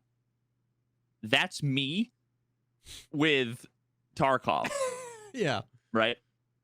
And then imagine everybody knows the bro who doesn't give a fuck about his girlfriend. Yeah. Doesn't care at all. She's like, I got the 10 out of 10, but I'm going to flirt with other girls over here. Yeah. I don't, if she cheats on me, I'm not heartbroken. It's my ego is hurt, and you, whatever, and you're with me because I own, like, it's that relationship where people, like, some people, they don't care about the thing. They're just in it for like the wrong reasons, and they want to on it and they want to hate on it, but for some reason they don't just like move on. Yep. That's exactly it. There's a whole, for sure. Yeah, I don't know if that metaphor made sense, but there's a whole subsect of it. Well, there's some people I feel like who like just stick around and hope for the demise. Like they feel, they hate it. They feel so strong. Like they just want to be around when it burns down, and they don't want to miss it. So they just like stick around and root for its destruction at every turn. It's just so weird, man. So I mean, weird. you'll be such a, the guy's going to be such a to his girl that he basically forces her to cheat on him so that he can play the victim, cause the drama, talk about her to all of his friends. 100%. He can be like, I told you so. I told you she was unfaithful. I told you she was whatever. Yeah. Yeah, that is exactly it. That is exactly it. And that's what a whole lot of people do. But it's weird because in what makes this real life different than that analogy is that they're benefiting, like you're benefiting the people. Like when you keep playing Tarkov, that makes Tarkov look good because there are more players. When you keep playing Diablo, it's like the guys at the top of Blizzard are still making money off of you. You're not sticking it to anyone. It's so weird. So, I don't know. It's weird, man. It's so weird. It's such a I don't know. Sometimes I love to go down the psychology road of why people do that. And then sometimes I legitimately think it's just angry people molding, and it's cheap to them. It's shallow. It's shallow hatred. It's shallow negativity that doesn't end up resulting in anything. So by me even trying to figure it out, sometimes I feel like I'm taking it more seriously than they do. It's just so weird. Bro, it all, whenever you want to end up looking into it, it all comes down to, I think it was Hitchens who said, it's all proof that we are poorly evolved primates. Yeah. Our adrenal glands are too big. Our prefrontal cortexes are too small. We're just living off of our reptilian brains. Yeah. And it's just now evolved to like, they're monkeys on the internet. Yeah, and our reptilian brains were not prepared for the internet. It's our ape brains taken out of the, anonymous, the brush. And unfiltered. Yeah, taken out of the woods, the brush, the plains, running away from tigers or whatever. And oh my God, bro, this exists definitely, where you have like the evolution of man, right? You have like all the different transitional fossils from like the monkey, whatever, all the way up to like a man, and then it hunches back down into a guy in a keyboard. Just like for sure. Someone has to have done that for sure. Yeah. Oh, fuck. Yeah. For sure. I don't know. It's weird.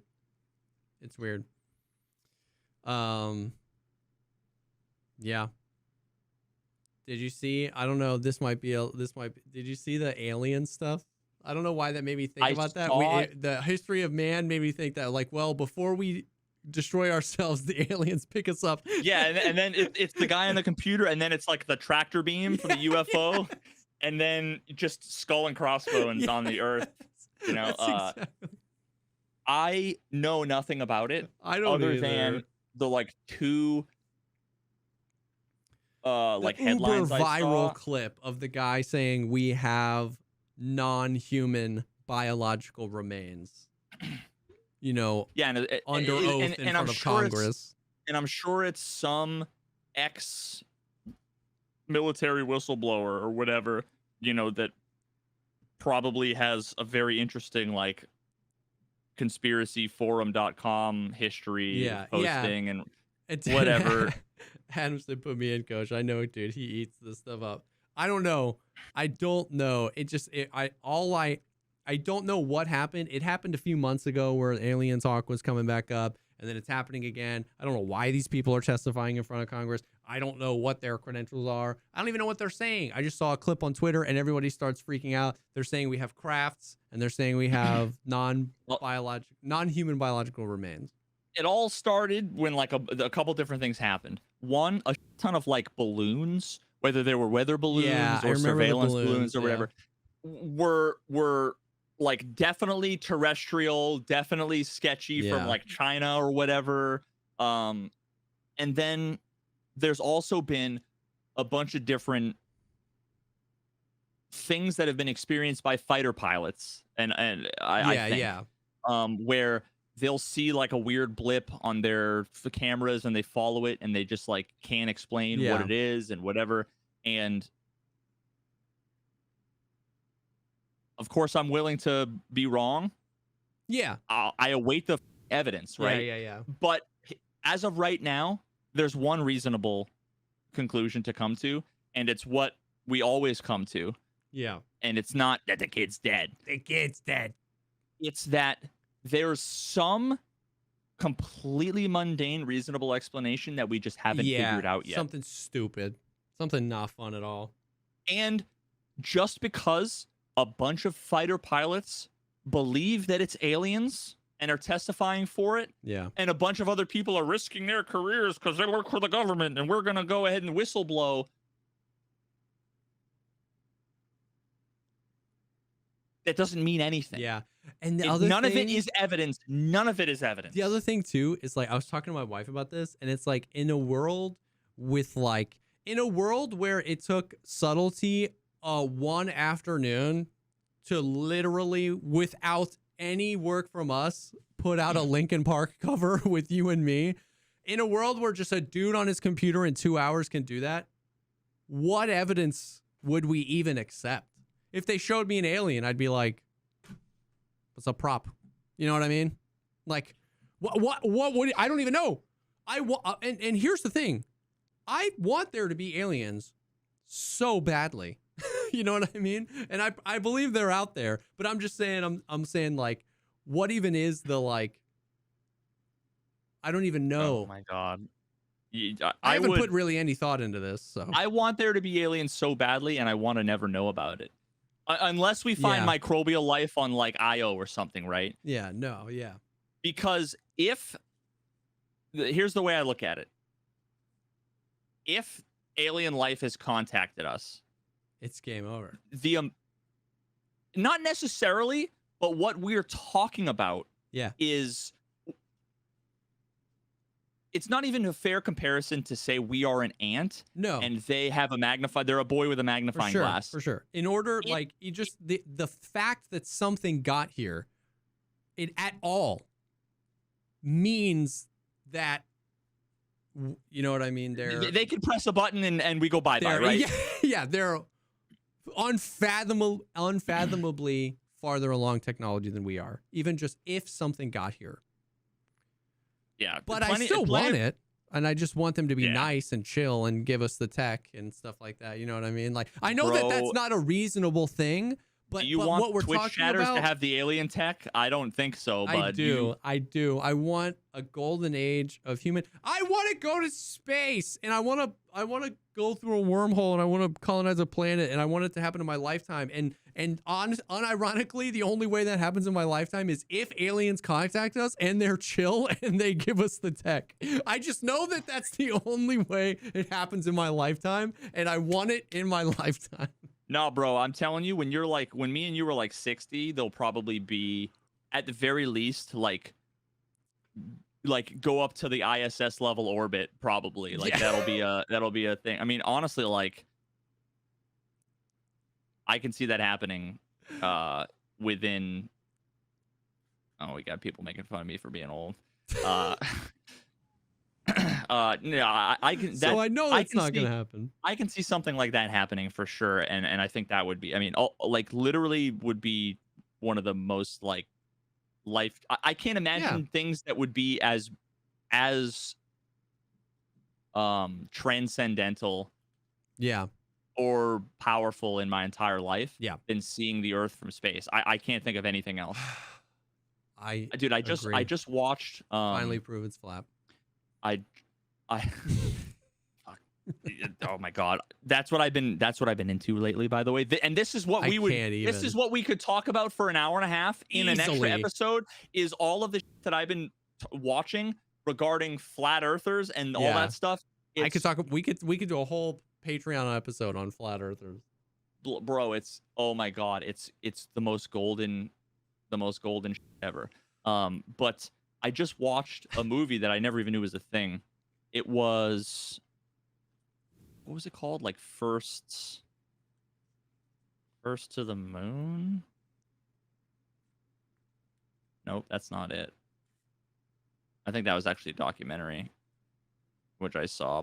But yeah, that's not what I saw. It was no, now I'm not gonna remember, dude. It was like a flat Earth thing. No. It was a movie with, I want to say like Jake Gyllenhaal, but not Jake Gyllenhaal. Just like, you know, one of the like heartthrobby guys. Yep. And it's them like the landing of the moon, like Gus Grissom. Oh, okay. Well, Gus beforehand. I can't remember the name of the movie. Oh my god. First Man, is that it? Yes, Ryan Gosling. I was close, right? Ryan Gosling. Yeah, hoping to reach the moon by the end of the decade, NASA plans a series of extremely dangerous, unprecedented missions in the early 1960s. So it's basically all about Neil Armstrong. And the reason why I wanted to watch it was because, you know what you like never see in these movies is you never see like imagine just what it must have looked like from their perspective. I don't want music. I don't want anything. I just want the like opening of the door, seeing like the surface of the moon. Like, oh, and you know what? It was because someone had mentioned it in one of the flat Earth videos. They were talking about the lighting, and they were talking about how like insanely hard it would be, almost impossible to replicate the actual lighting of having something that bright that far away, right? Like you used to do photography, right? Like to try to fake that, because one of the biggest, we'll talk about this for 2 minutes, one of the biggest things that a bunch of people point to is the fact that like when you look at the shadows of like a bunch of the pictures, you have like the moon lander off here and like Neil Armstrong here, and you'll see like one shadow's like this and the other shadow's like this. And they're like, it's so far away that the shadows should be parallel. That means there's a studio light, right? Yeah. And one guy was talking about, he's a photographer, was talking about how the lighting, like how you couldn't do it that way, but also how it's perspective. It's literally the same exact thing as when you stand in front of railroad tracks and you look down them, they converge. Yep. And then he has like a million pictures on Earth where there's like a bunch of fence posts, and they're like, the one on the left is this way, the one on the right's like this way, like way more drastic, and it's like just totally debunking these people who were like, here's the ultimate proof that the that the moon landing is fake. Yep. And at no point when you're like, here's a simple explanation for why the shadows aren't parallel. We can show it on Earth. Yep. There's never like a, my bad. Yep. Never, right? Dude, Never my ever. favorite footage of all time is the guys out in the, they were trying to prove with like a laser, they had it super far away, and if the laser, and it was like, if it was flat, so like they had a laser, and then like a mile away or whatever, they had a thing, and it was like, it should hit right Bob. here. Yeah. And then the footage, and the guy's like, huh, are you sure it's on? And then he was like, lift it up. Because it was like, if the Earth was curved, you would have to lift it up. So, and he saw it immediately, and the dude is just like, interesting. That's where the clip cuts, and I'm like, That's it, brother. I'm pretty sure that's the same guy. I think his name is Bob something or other. Where he also did like testing with a gyroscope, like a laser gyroscope, yes, like they super bought this precise, super expensive thing. to see the and major respect to the guy for doing proper science, because he actually did it, and it was like figured out the number of degrees in rotation per hour, like whatever, and he came to the right number. And it's so funny because he ended up deleting the video, but it basically like proved that they were wrong for sure. And the meme in every video for years now is whenever the guys who are debunking the flat earthers are like, because we know that the rotation of the earth is 14 degrees per hour. Thanks, Bob. And then it's like the meme. Thanks, Bob. It's just like the meme. Great. Oh, That's it's all about the one guy that proved himself wrong. Yep. So ultimately, I hope there's aliens. If there is aliens, first of all, they'll be able to tell us A, if the earth is flat or not, and B, the more important question is the sky basketball? Yeah. Because I want to know the shape of the sky. Nobody's asking the real question. The shape of the earth. What about the sky? What about the sky, bro? What if we find aliens and they have hot dogs for fingers? And the universe where people have hot dogs fingers is just this universe. It's just we're not the people with hot dog fingers. I'm pretty sure that's what string theory says. I'm not really up to date on the maths behind the like 42 dimensions or whatever, but I'm pretty sure that's the ultimate. It's something like that. Yeah. What was I gonna say? It was okay.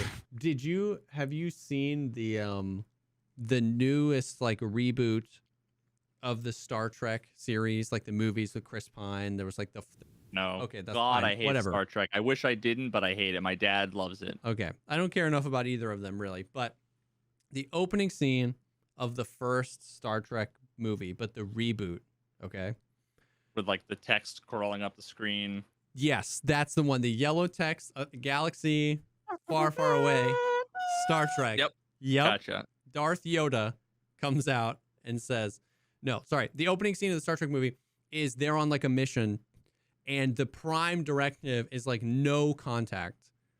No contact with the alien life forms, because they're so devolved, and it's like we need to let them evolve at their own pace, and we're so far advanced from them that like we have with like Aboriginal tribes in Africa, but like at an extreme, and there's so it was like the prime, and of course they messed it up, whatever. But I just always think of that where I'm like, that's us. Like if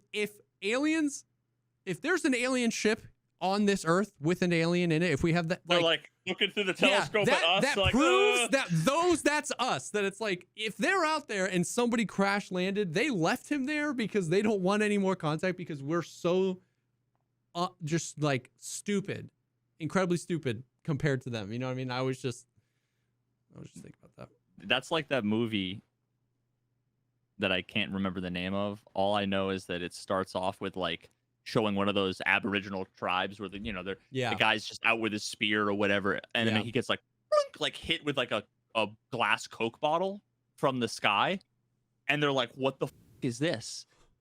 I forget what the name of the movie know what is. movie Coke that is. Bottle from the sky. Wow. I typed in Coke bottle from, and it says Coke bottle from the sky movie. The gods must be crazy. 1980.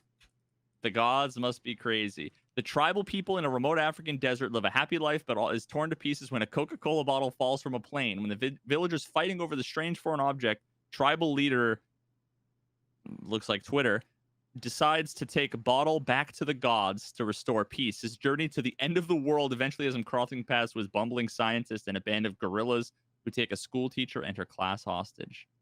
The gods must be crazy. Oh my god, there was a gods must be crazy too? Wow. Yeah, the UFOs are like the Roswell was the bottle crashing, and they were like, ooh. Yeah, exactly. So, wow. Yeah. I don't know, man. I just want to go to space. Dude, yeah, going and seeing the Earth from space would be the greatest thing. I want to terraform a planet. I don't know. I just love that stuff so much. I know it's going to take so damn long.